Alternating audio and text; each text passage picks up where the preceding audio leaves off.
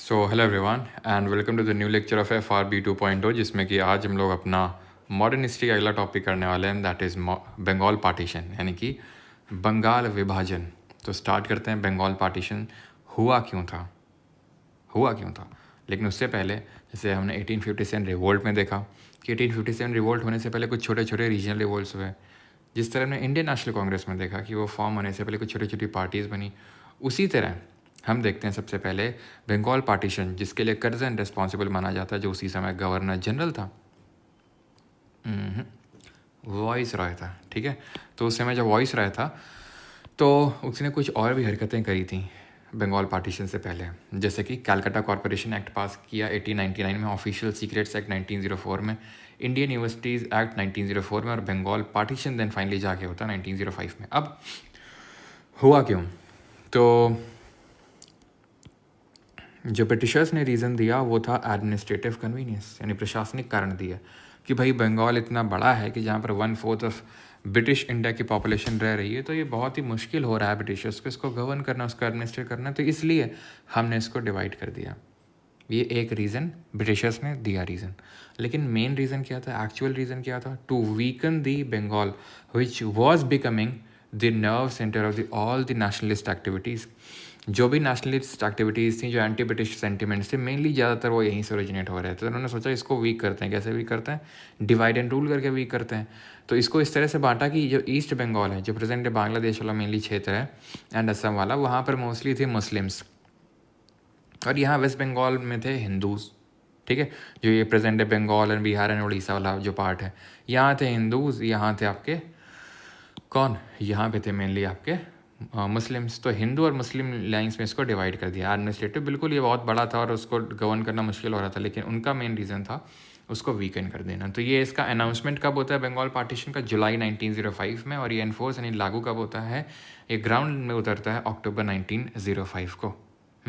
Then आते हैं अभी 1905 का जो बनारस का सेशन था, वहाँ पे क्या होता है? बनारस का सेशन मतलब कांग्रेस का जो बनारस का सेशन था, तो उसको प्रिसाइड करते हैं गोपाल कृष्ण गोखले जी। हमने आज के मॉर्निंग के लेक्चर में देखा है कि 1905 का 1906 के सेशंस के बारे में।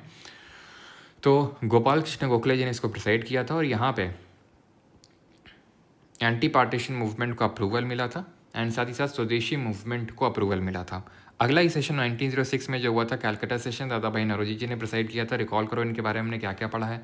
Grand old man of India, Rast Goftar लिखा इन्होंने, poverty and British rule in India लिखा इन्होंने ईस्ट इंडिया एसोसिएशन हमने देखा था 1866 में बनाया। 1851 में इन्होंने रहनुमाई मस्जियान सभा का गठन किया था। प्लस साथ ही साथ अगर याद हो आपको, he was the first British Indian member of parliament, और इन्होंने ड्रेन थ्योरी की बात कही थी अपनी किताब poverty and British rule in India में। इन्होंने कांग्रेस के 3 सेशंस को प्रिसाइड भी किया था। वो 3 सेशंस कौन से थे? एक तो था हमारा सबसे जो दूसरा वाला था 1886 का, देन 1893 का, देन 1906 का। अभी 1906 का जो कैलकाटा में सेशन हुआ था, इसमें 4 इंपॉर्टेंट रेजोल्यूशंस अडॉप्ट किए गए थे, स्वराज, स्वदेशी, बॉयकॉट एंड नेशनल एजुकेशन को लेकर, जिसके तहत नेशनल एजुकेशन काउंसिल का भी गठन किया गया था। ओके, अब इस टाइम हुआ क्या था कि बहुत ज़्यादा स्वदेशी पे फोकस किया गया था। एक सेकंड आगे लिखा है कि नहीं, चलो तो ये बताता हूँ। बहुत ज़्यादा स्वदेशी पे फोकस किया गया था, यानी कि किस तरह से हम अपनी चीज़ों को यूज़ कर सकते हैं। तो इसी वजह से बहुत लोकल लेवल पे आश्रम्स बने, बहुत सारे विद्यापीठ बने एजुकेशन के लिए, इसी टाइम पे बने। ठीक है, यहाँ तक कि साउथ इंडिया में वीओ चिदम्बरम पिल्लई ने, वीओ चिदम्बरम पिल्लई ने एक स्वदेशी स्टीम नेविगेशन जो कंपनी भी स्टार्ट करी, स्वदेशी स्टीम नेविगेशन कंपनी, ये भी ध्यान रखना है, वीओ चिदम्बरम पिल्लई ने। ओके, देन 1907 में यानी अगले साल ही सूरत में सेशन होता है, और यहाँ पे क्या होता है? स्प्लिट हो जाती है कांग्रेस एक्सट्रीमिस्ट्स और मॉडरेट्स में, नरम दल और गरम दल। अब क्यों हो जाती है, उसके पीछे का रीज़न जानिए। रीज़न ये था कि मॉडरेट्स जो थे ये थोड़े से, वैसे तो थोड़े से बड़े बूढ़े लोग होते हैं ना घर में, कि नहीं नहीं सब काम शांति से होगा, कोई हो हल्ला नहीं मचाएगा, वो टाइप के थे। ये थे कि नहीं नहीं, टाइम नहीं है अपने पास, टाइम नहीं है, तो फिर क्या करना है, जल्दी जल्दी करना है। यानी कि ये बोल रहे थे जो एंटी पार्टीशन मूवमेंट चल रहा है उसको सिर्फ हमें बंगाल तक ही लिमिट नहीं रखना है, उसको ऑल इंडिया लेके जाना है। बट मॉडरेट्स बोल रहे थे नहीं, सिर्फ लिमिट रखना है इसको। एक्सट्रीमिस्ट बोल रहे थे कि, मॉडरेट्स बोल रहे थे कि हमें P that is prayer, petition और prayer, petition and then protest पे उतरना है। ये सीधा प्रोटेस्ट पे उतरना है, यानी कि एकदम उखाड़ फेंकना ब्रिटिश रूल को। तो इस पर मॉडरेट्स और एक्सट्रीमिस्ट की वजह से इसमें डिवीजन आ गया। मॉडरेट्स में जैसे फिरोज शाह मेहता हो गए, आनंद मोहन बोस हो गए, सुरेंद्र नाथ बनर्जी हो गए, गोपाल कृष्ण गोखले हो गए, ना दादा भाई नौरोजी हो गए। एक्सट्रीमिस्ट में कौन थे, लाल बाल पाल का ट्रायो बहुत फेमस, लाला लाजपत राय, बाल गंगाधर तिलक और बिपिन चंद्र पाल। तो ये 1907 में सूरत के सेशन में जो जिसको राज बिहारी घोष ने प्रिसाइड किया था, तो वहाँ पर डिवीजन हो गया। ओके, न्यूज़पेपर देन कौन कौन से इस टाइम पे निकले थे, तो Hitavadi by Dwijendra Nath Tagore, Sanjivani by Krishna Kumar Mitra, Bengali by Surendra Nath Banerjee and Girish Chandra Ghosh. Okay, Maratha और केसरी, ठीक है, मराठा और केसरी दो न्यूज़पेपर निकले जो बाल गंगाधर तिलक ने निकाले। मराठा इंग्लिश लैंग्वेज में था और केसरी मराठी लैंग्वेज में था। यहाँ पर अगर हम लीडर्स की बात करें तो जैसे चिदम्बरम पिल्लाई जी के बारे में मैंने बताया, इन्होंने स्वदेशी स्टीम नेविगेशन कंपनी खोली मद्रास में। सैयद हैदर रजा ने इसको दिल्ली से लीड किया। लाला लाजपत राय ने, ठीक है, लाला लाजपत राय जी ने इसको पंजाब से लीड किया। बाल गंगाधर तिलक ने इसको पूना और बॉम्बे से लीड किया। इन्होंने गणपति और शिवाजी फेस्टिवल को भी क्या किया, ऑर्गेनाइज किया, यूथ को अट्रैक्ट करने के लिए, यूथ को मोबिलाइज करने के लिए। और इनको फादर ऑफ इंडियन अनरेस्ट का भी टाइटल दिया किसने, ये वैलेंटाइन चिरोल ने, जिसने अपनी किताब, ठीक है, इंडियन अनरेस्ट में बाल गंगाधर तिलक को father of Indian unrest that is भारतीय अशांति का जनक बोला। और बाकी आपको पता होना चाहिए कि जो बाल गंगाधर तिलक का जो उपनाम है वो क्या है, इनको लोकमान्य के नाम से भी जाना जाता है, बाल गंगाधर तिलक जी को। ओके, ऑलराइट, आगे बढ़ते हैं। तो इसी बीच मॉर्लेमेंटो एक्ट रिफॉर्म आए थे, हम पहले ही पढ़ चुके हैं 1909 में, Indian council act 1909। Separate electorate लाए मुस्लिम्स को, और पहले इंडियन जो वॉइस रॉय एग्जीक्यूटिव काउंसिल में हिस्सा जिनको बने वो सत्येंद्र प्रसाद सिन्हा। और इसी ने क्या बोला था कि जो आपकी जो लेजिस्लेटिव काउंसिल है वहाँ पर 16 से 60 अभी मेंबर हो जाएंगे, ये बात हुई थी, यानी कि लेजिस्लेचर को एक्सपैंड किया गया था। देन फाइनली एन्यूलमेंट हो जाइए, हम पहले डिटेल में पढ़ चुके हैं एक्ट वाली क्लास में, ठीक है। देन फाइनली जाके एन्यूलमेंट होता है पार्टीशन का, पार्टीशन को रद्द किया जाता है। कैसे रद्द किया जाता है, कब किया जाता है, तो 1911 में इसको रद्द किया जाता है, जब तीसरा दिल्ली दरबार ऑर्गेनाइज करवाया गया था। तो मैंने आपको दिल्ली दरबार के बारे में कहानी बताई थी पूरी, कि जब भी ब्रिटेन में कोई नया किंग या क्वीन बनता था तो उसको दिल्ली में उसका राजपाठ किया जाता था उसका। तो 1877 में 1877 में पहला हुआ था। ये किसके टाइम पे हुआ था, लिटन के टाइम पे। 1903 में देन हुआ, किसके टाइम पे हुआ होगा बताइए, 1903 में कर्जन के टाइम पे। देन 1911 में हुआ, किसके टाइम पे, ये हार्डिंगे दी सेकंड के टाइम पे हुआ, ठीक है, Hardinge the second, king George V का कोरोनेशन था। और यहीं पर अनाउंसमेंट करी गई 1911 में कि अब से इंडिया की कैपिटल कैलकाटा ना होकर दिल्ली हो जाएगी। क्यों, मुस्लिम्स को अपीज करने के लिए। क्यों, क्योंकि मुस्लिम्स खफा थे। क्यों, क्योंकि भाई मुस्लिम्स एंटी पार्टीशन मूवमेंट में सपोर्ट नहीं कर रहे थे। क्यों, क्योंकि उनको ये लग रहा था कि भाई हमें अपना अलग हिस्सा मिल जाएगा, तो उसी में वो खुश थे। इसीलिए यहाँ पर एक नई पार्टी का गठन भी होता है, लिखा है कि नहीं, नहीं लिखा है, यहाँ पे मैं लिख देता हूँ। तो यहाँ पर एक नई पार्टी का गठन भी होता है 1906 में, और उसका क्या नाम होता है, ऑल इंडिया मुस्लिम लीग, ठीक है। तो मुस्लिम लीग कब बनती है, 1906 में बनती है। कहाँ पर, ढाका में बनती है। ढाका जो प्रेजेंट डे बांग्लादेश है। तो कौन बनाता है इसको, दो नाम याद रखने हैं आपको, आगा खान और नवाब सलीमुल्ला। तो जो मुस्लिम लीग है, फिर बोल सकते हैं इनडायरेक्टली पाकिस्तान का जो बीज है वो यहीं पर पड़ता है, ठीक है। तो ये चीज़ आपको ध्यान में रखना है। क्लियर इतनी चीज़। तो कैपिटल शिफ्ट कब हुई, 1912 में ना। अब ये तो हम बंगाल पार्टीशन समझ गए 1905, लेकिन उससे पहले और उसके बाद में कुछ ऐसी रेवोल्यूशनरी एक्टिविटीज़ हुई थी जिनके बारे में हमें पता होना चाहिए। तो आइए जानते हैं इनके बारे में। सबसे पहले नीचे से स्टार्ट करते हैं। 1879 रामोसी पेजेंट फोर्स का गठन हुआ इन महाराष्ट्र बाई वासुदेव बलवंत फड़के। 1890 में शिवाजी और गणपति फेस्टिवल को ऑर्गेनाइज़ किया गया, ठीक है। शिवाजी गणपति फेस्टिवल क्यों ऑर्गेनाइज़ किया गया, क्योंकि यूथ को अट्रैक्ट करने के लिए। अब जैसे कि अभी मतलब आपको ये पता है कि अगर रैली निकलेगी एकदम से ना, कि भाई भगवान के नाम पे जय शिव शंकर या फिर जय भोलेनाथ और उखाड़ फेंकेंगे इनको ये वो, तो यूथ ज़्यादा अट्रैक्ट होगा, है कि नहीं। 1890 में ये हुआ। देन 1897 में चापेकर ब्रदर्स ने, दामोदर चापेकर और बालकृष्ण चापेकर, इन्होंने WC रैन, जो कि पूना का प्लेग कमिश्नर था, क्योंकि उस समय प्लेग फैल गया था, तो प्लेग कमिश्नर की हत्या कर दी, ठीक है। और 1899 में मित्र मेला का बनाया पूना में सावरकर ब्रदर्स ने। और देन बाद में 1904 में मित्र मेला को मर्ज कर दिया अभिनव भारत सोसाइटी से। अभिनव भारत सोसाइटी 1904 में बनी थी, वीडी सावरकर नहीं बनाई थी, एंड देन उसको मित्र मेला को के साथ मर्ज कर दिया गया उसको। 1902 में अगर बात करेंगे अनुशीलन समिति बनती है बंगाल में। अनुशीलन समिति कई आपको देखने को मिलेंगी बंगाल में, ठीक है, अलग अलग जगह आपको देखने को मिलेंगी। बंगाल में मल्टीपल बनी, लेकिन ध्यान रखना ये जो बंगाल में बनी 1902 में, इसको किसने फाउंड किया? सतीश चंद्र बासु ने और जतेंद्र नाथ बनर्जी और बरिंद्र कुमार घोष ने। कहाँ बनी? ठीक है, ये बंगाल में। और पटना में जो बनी थी उसके फाउंडर थे सचिन सान्याल।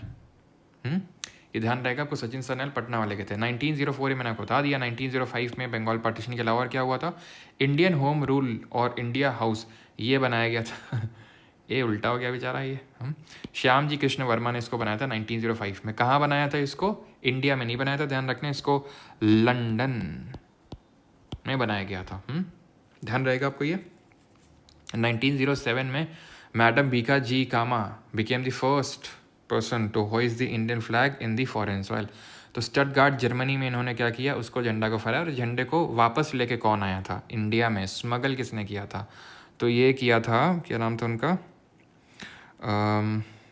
एक सेकेंड, मैडम बीका जी कामा ने चढ़ाया था, हाँ, इंदुलाल याग्निक। ठीक है, तो इंदुलाल जो याग्निक हैं, देन आते हैं यहाँ पे 19, ठीक है, आगे लिखा हुआ 1908 पे अलीपुर बॉम्ब कॉन्स्पिरेसी केस होता है, जिसको मानिक टोला बॉम्ब कॉन्स्पिरेसी केस भी बोलते हैं। अभी क्वेश्चन आया था अभी एनटीपीसी में, और उसमें था कि भाई कौन, इस तरह से क्वेश्चन था। आंसर उन्होंने माना था अरबिंदो घोष, जबकि खुर्दीराम बोस भी ऑप्शन में दिया हुआ था, जबकि एक्चुअल में रीज़न मतलब सही आंसर खुर्दीराम बोस होना चाहिए। क्यों खुर्दीराम बोस? क्योंकि जब ट्रायल चला इसका, क्योंकि इसमें हुआ क्या था, इन लोगों ने किया क्या था कि जो मुजफ्फरपुर का जो मजिस्ट्रेट था, तो उस पर इन लोगों ने बम फेंका था, बच गया था वो तो। लेकिन फिर ट्रायल चला, और जब ट्रायल चला तो अरबिंदो घोष को गिल्टी नहीं माना गया, इनको बरी कर दिया गया बाइज्जत कि ये इसमें इन्वॉल्वमेंट इनका प्रूव नहीं हो पाया। तो इन्हें साउथ इंडिया में चले गए और इन्होंने अपनी स्पिरिचुअल जर्नी स्टार्ट कर दी। इनमें से अगर बात करें तो एक लोगों ने खुद को गोली मार ली, और प्रफुल्ल चाकी, इनको जो है फांसी हो गई। तो एक लोगों ने गोली मार ली खुद को, और एक लोगों ने क्या किया, इनको फांसी में चढ़ा दिया गया। क्लियर? और कन्हई लाल दत्ता कौन थे? ये वो थे, इन्होंने वहाँ से साक्ष्य मिटाने का काम किया था। तो मतलब एक लोगों ने तो सुसाइड कर लिया, एक दो, और बाकी दो लोगों को फांसी हुई। ठीक है, 1909 की अगर बात करेंगे तो मदन लाल ढींगरा ने कर्जन विली की हत्या करी, और M T. Jackson killed by Anand Laxman Kanhere. Okay, 1913 में आते हैं गदर पार्टी। ये भी एक साउथ मतलब सॉरी फॉरेन में बनती है ये पार्टी, गदर पार्टी, जिसको बोलते हैं, गदरा नहीं होगा ये, ठीक है, गदर पार्टी होगी, सैन फ्रांसिस्को में बनती है। कब? 1913 में। फाउंडर कौन होते हैं? लाला हरदयाल सोहन, सोकन नहीं हुआ, सोहन सिंह भाकना, बरकतुल्ला, भाई परमानंद और करतार सिंह, ये सब लोग थे। और इसी से एसोसिएटेड एक इवेंट है 1914 का, जिसको कोमागाटा मारू इंसिडेंट बोलते हैं। ये एक जापानीज़ शिप का नाम है जो सेल किया था, जो गया था, जो सिंगापुर, हांगकांग, यहाँ से लोगों को लेके ये वैंकूवर कनाडा गया था, जहाँ से इन लोगों को भगा दिया गया था। तो वहाँ पर थोड़ा सा यही सब इवेंट हो गया था, जिसको हम कोमागाटा मारू इवेंट बोलते हैं। वहाँ पर थोड़ा विद्रोह वगैरह हो गए थे, तो उसी को कोमागाटा मारू इवेंट बोलते हैं, जो कि 1914 में हुआ था। जो और वो किससे एसोसिएटेड है? गदर पार्टी से एसोसिएटेड है। 1915 में बर्लिन कमेटी बनती है, बर्लिन जर्मनी में, बाई वीरेंद्र नाथ चट्टोपाध्याय। ठीक है, डिफेंस ऑफ इंडिया एक्ट पास होता है 1915 में। ये जैसे गदर पार्टी वाले हैं, तो ये जो भी बाहर से आ रहे हैं और यहाँ पर रेवोल्यूशनरीज आइडिया फैला रहे हैं, इनको डिपोर्ट करने के लिए, इनको वापस भेजने के लिए इस एक्ट को लाया गया। यही एक्ट बाद में ये तो टेम्प्रेरी था। क्यों? क्योंकि अभी जो टाइम चल रहा था वो फर्स्ट वर्ल्ड वॉर का चल रहा था, 1914 से लेकर 1918 का टाइम पे। और इस टाइम पे क्या था, 1914 से 18 के टाइम पे कौन क्या कर रहा था? तो जो हमारे मॉडरेट थे वो तो सपोर्ट कर रहे थे as a matter of duty. किसका? ब्रिटिशर्स का सपोर्ट कर रहे थे कि हमारा कर्तव्य है। एक्सट्रीमिस्ट लोग जो थे वो भी सपोर्ट कर रहे थे ब्रिटिशर्स का इसमें। क्यों? कि उनको लग रहा था कि सपोर्ट करेंगे तो उनका दिल पसीजेगा और उनका हृदय परिवर्तन होगा और वो हमें कुछ ना कुछ देंगे। लेकिन ऐसा हुआ नहीं। और एक ग्रुप था, रेवोल्यूशनरी ग्रुप, जिसने ये उसका ये मानना था कि यही मौका है, मार दो चौका। ठीक है, तो उनके लिए मेनली लाया गया था, वॉर टाइम एक्ट था। देन बाद में वॉर ख़त्म होने के बाद जो एक्सपेक्टेशंस थी कि कुछ मिलेगा ब्रिटिशर्स के साइड से, ये मिला रॉलेट एक्ट। आई थिंक आप में से काफ़ी लोगों को पता होगा, नहीं पता होगा तो हम आगे देखेंगे, ठीक है। देन 1916 में होम रूल लीग बनती है, 2 बनती हैं, एक पूना में एक मद्रास में। पूना वाली बनाते हैं बाल गंगाधर तिलक, और ये बनाते हैं आपकी एनी बेसेंट जी मद्रास वाली। इसमें ज़्यादा ब्रांचेस होती हैं, और ये वाली पहले बनती है अप्रैल में, और ये सितंबर, दोनों 1916 में बनती है। इसी को बाद में Gandhi ji home rule league जो थी बाल गंगाधर तिलक की, इसी को बाद में गांधी जी स्वराज्य सभा बना देते हैं, इसी का स्वराज्य सभा, क्योंकि बाद में इनकी बाल गंगाधर तिलक जी की डेथ हो जाती है 1920 के टाइम पे, तो फिर स्वराज्य सभा का गठन कर देते हैं कौन, जो गांधी जी हैं वो। ओके, तो बंगाल विभाजन भी खत्म हुआ। एंड यू नो अब क्या करना है, लिटिल बॉय से क्वेश्चंस लगाने हैं, एंड स्पॉटिफाई से आपको रिवाइज कर लेना अगर आपको लगता है। बाकी अगर आप यूट्यूब से भी करना चाहते हो तो कोई दिक्कत नहीं, जहाँ से आपको अच्छा लगता है, जहाँ समझ में आता है वहाँ से आप करिए, ठीक है। बाकी मैंने वो आज वीडियो डाला था regarding the important constitutional amendments, और जल्दी आपको इस तरह के छोटे छोटे वीडियो छोटा वीडियो तो नहीं था वो, ठीक है, 40 मिनट्स का था, लेकिन क्योंकि थोड़ा सा बड़ा भी था टॉपिक, और वो हम लोगों ने किया भी नहीं था। इफ़ यू रिमेंबर, हम लोगों ने पॉलिटी में अमेंडमेंट वाला टॉपिक नहीं भी किया था, तो वैसे भी इंपॉर्टेंट हो जाता है। बाकी केसेस और मतलब बहुत इंपॉर्टेंट वीडियोस आने वाले हैं अभी, है ना। तो आपको थोड़ा सा स्पीड अप करके चीज़ों को करना है, स्पीड अप करके देखना है। ओके, कोई आपका डाउट है, कुछ क्वेरी है, कुछ तो आप बता सकते हैं। बाकी ये माइंड में आपको पर हमारे SSC के टेलीग्राम चैनल पे मिल जाएंगे, तो वहाँ से आप डाउनलोड कर सकते हैं। Okay, thank